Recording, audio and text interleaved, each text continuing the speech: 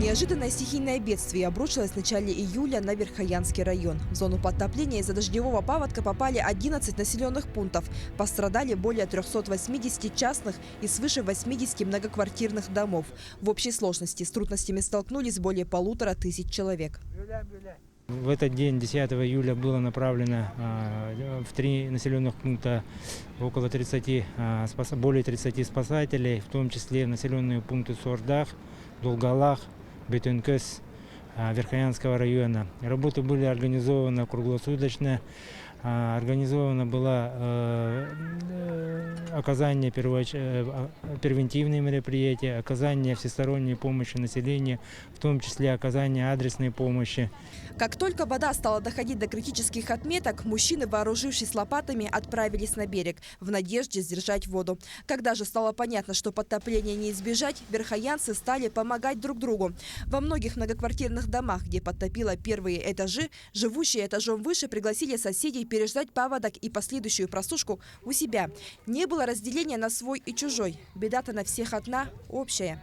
Я тоже сам под впечатлением, как могут быть жители Верхоянского района быть сплоченными при возникновении стихии. Все они собрались, были мобилизованы человеческие ресурсы, техника, силы и средства. Все применялось бесперебойно. У пенсионерки Александры Чемахановой полностью затопило двор, и вода вошла в дом. Но верхоянская активистка даже в такой ситуации больше переживает не за себя, а за соседей. У меня, чем этот дом, чуть-чуть, конечно, вода вошла, сейчас до сих пор стоит. Но я, как пожилой человек, мне очень важна многодетная, одинокая мама. Вот поэтому, как общественный человек, я болею за это. Корнилову Евсюкову Надежду. Иосиф Чириков родился и всю жизнь провел в Верхоянске. Казалось бы, за свою долгую жизнь повидал многое, но такого масштабного паводка он не помнит. Что будет 11 метров, нам не говорили. Нам говорили, вот критическое 10-20, 10-20. А как вышло, сказали 10-40 будет. А потом сказали 10-60, и уже ничего невозможно было делать. А потом сказали, будет 11. А куда уедет-то? Родина-то у меня здесь. Здесь родился, мой город. Все началось с небольшого села Сордах. Виновником потопления стал приток Яны, река Дулгалах. В считанные часы река наполнилась водой, вышла из берегов и полностью затопила все село. А это значит, что беда пришла в каждый дом, в каждый двор и в каждую квартиру. В момент затопления я была дома. Бабушка, дедушка, мои дети, 5 детей маленькие. И во время наводнения мы все собрали, да, но не все успели, короче. И хозяйство, и телят тоже не успели. Ну, все очень быстро так произошло. После наводнения надо сушить, поэтому рабочих рук не хватает. Как только вода начала спадать и уходить из населенных пунктов, тут же начались работы по восстановлению. Понятно, что силами самих жителей восстановить все объекты до наступления холодов невозможно. Ведь работы действительно очень много. За полчаса мы только еле-еле успели на эвакопункт. Все подтоплено было. В поселке очень сильная работа идет. Стройотряд приехали, 10 молодых. Они помогают пожилым, вот этот заваленку, да, и откачивают воду. По поручению главы республики Айсена Николаева для оказания помощи жителям пострадавших сел прибыло 3 стройотряда. Бойцы помогают пожилым и одиноким людям, а также работают на социальных объектах. Работали в детском саду, снесли заваленку. Также работаем в клубе, снесли тоже заваленку, там внутренний пол тоже снесли, там полностью вода была. Помогаем еще местным жителям. Вот сегодня буквально у дедушки тоже заваленку снесли, там у бабушки вообще пол забора снесло, там ампар и там сарай, все под водой. И восстановительные работы были проведены. И в основном работаем в лесу для отвода воды из поселка. Там в основном большая работа. Там канавы делаем протяженностью несколькими десятками метрами. И вот Дальше будем работать по заявкам от населения. В этом году в Сордахскую школу должны пойти 48 детей из села. Руководство школы надеется, что до 1 сентября весь огромный фронт работ будет завершен. И первый звонок в учебном году прозвенит вовремя. Мы не думали, что так затопит. Уже 4-й раз уже вот наводнение-то идет. Было, то есть с 2004 года, 2008, 2013 и вот 2022. Полностью, конечно, затоплено было. Ну, от пола вот изнутри, с пола, 35, да, все. Только просушка идет всего лишь, и все. Сейчас смотрим социальные объекты. Они должны к 1 сентябрю быть на работе, да, то есть в рабочем состоянии. Конечно, есть определенные проблемы. Вот вижу в Сордахе определенные проблемы. Тут, естественно, нехватка строительных материалов, которые мы должны в ближайшее время решить, чтобы тут шли аварийно-восстановительные работы. Стройотрядовцы планируют оставаться в населенных пунктах, пока не помогут всему населению. Также в район направлены психологи Центра социальной психологической поддержки семьи и молодежи для оказания психологической помощи для жителей Улуса. Даю слово и торжественную клянусь. Все силы и знания я посвящаю делу спасения человеческой жизни. Клянусь, клянусь, клянусь! В декабре 2021 года, согласно решению главы региона Айсена Николаева, был создан Верхоянский поисково-спасательный отряд. Перед населением, коллегами и главой района в торжественной обстановке молодые люди дали клятву.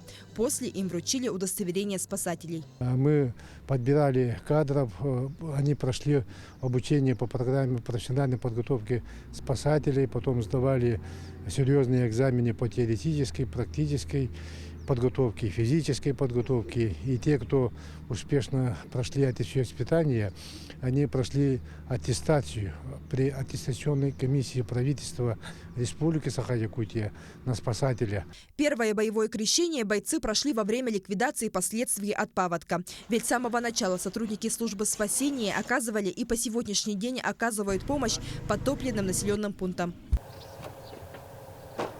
Главная сложность в восстановительных работах – проблемы с логистикой. Строительные материалы в селах можно доставить только вертолетом. Специально для этих нужд в Верхоянский район из Красноярского края был направлен самый большой в мире грузовой вертолет Ми-26 авиационно-спасательного центра МЧС России.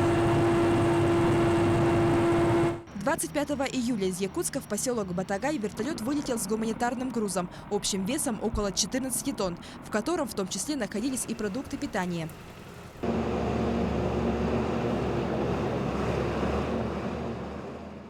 Для того, чтобы никто из пострадавших не остался без внимания государства, в районе работает правительственная комиссия, задача которой – сделать все возможное, чтобы верхоянцы встретили зиму в сухих и отремонтированных домах.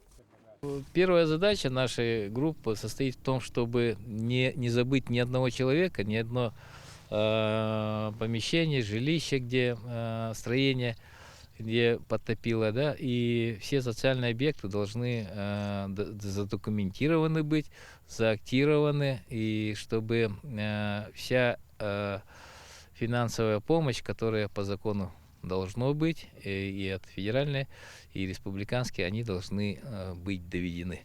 В ходе осмотра пострадавших населенных пунктов организованы встречи с жителями и проверка всех объектов. На сегодняшний день свыше 150 семей уже получили единовременную материальную помощь на общую сумму около 3 миллионов рублей.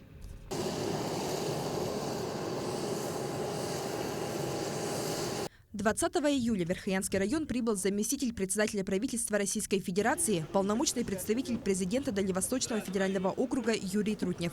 В ходе рабочего визита он встретился с жителями Улуса. Мне вообще кажется всегда важным жителям общаться, потому что у руководителей свои представления о жизни, а у жителей свои. Много можно понять, в чем нужно работать больше, в чем нужно работать эффективнее. Вы знаете, самое, наверное, главное вот такое хорошее ощущение, которое возникло от общения с жителями. По итогам работы в районе полпред провел оперативное совещание в поселке Батагай. Глава региона Айсан Николаев представил оперативную информацию. Мы сейчас будем принимать решение, чтобы опережающе направить деньги сюда, в Верхоянский район, для того, чтобы материальная помощь уже всем другим категориям населения оказывалась тоже в кратчайшие сроки. Ну и, конечно, сейчас работа будет идти по восстановлению жилья людей, по реконструкции объектов транспортной инфраструктуры, в первую очередь внутрипоселковых дорог, котельных, утеплению теплотрасс, подготовки социальных объектов. Будет более ранее начат отопительный сезон. Жители сегодня нас с Юрием Петровичем просили, мы, конечно, поддержим их. И отопительный сезон здесь, в подтопленных поселках Верхояне, начнется раньше. На следующий день Юрий Трутнев провел расширенное заседание уже в Якутске. Вице-премьер заявил, что намерен обратиться к кабинету для принятия ускоренного решения по строительству водозащитной дамбы, чтобы жители не сталкивались с этим каждый год.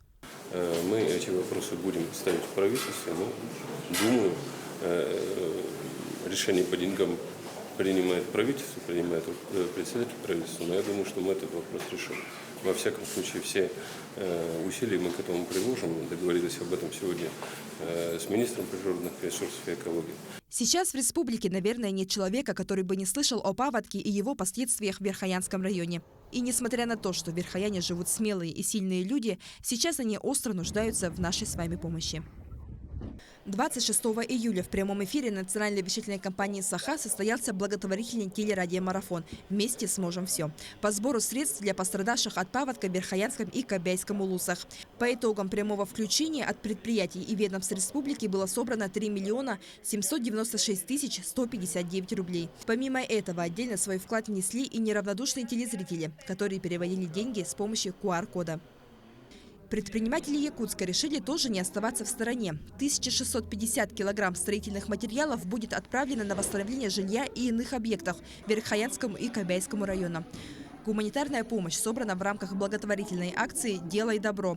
Мероприятие организовано по инициативе депутата Госсобрания Илтумен, руководителя строительного рынка Ивана Данилова. А к акции за первый день присоединились 42 предпринимателя строительного рынка. Нашему сообществу предпринимателей всегда было свойственно неравнодушное отношение к беде и взаимовыручка, чувство локтя в трудное время. Мы думаем, все мы быстрее справимся с бедами и постигшими наших соотечественников, и мы поддержим сбор средств для Верхоянского улуса и Кобяйского района. Между тем, в Верхоянском районе продолжаются восстановительные работы. И днем, и ночью общими усилиями все стараются максимально быстро привести в порядок населенные пункты. Ну, конечно, плохо. И психологически, и физически, конечно, плохо. Всякие такие катаклизмы приносят в жизни человека, конечно, какие-то свои неизгладимые следы. Плохо, конечно, было. Мы надеемся, что нам помогут на 100%. Мы надеемся на наше правительство, на наши администрации города и района. Наш город – самый лучший город в мире. Среди жителей нет паники. Город продолжает жить прежней жизнью. Разве что огромные лужи и распахнутые настежь для просушки домов окна напоминают о произошедшей трагедии. И верхоянцы верят, что в этой беде они не останутся одни и без помощи.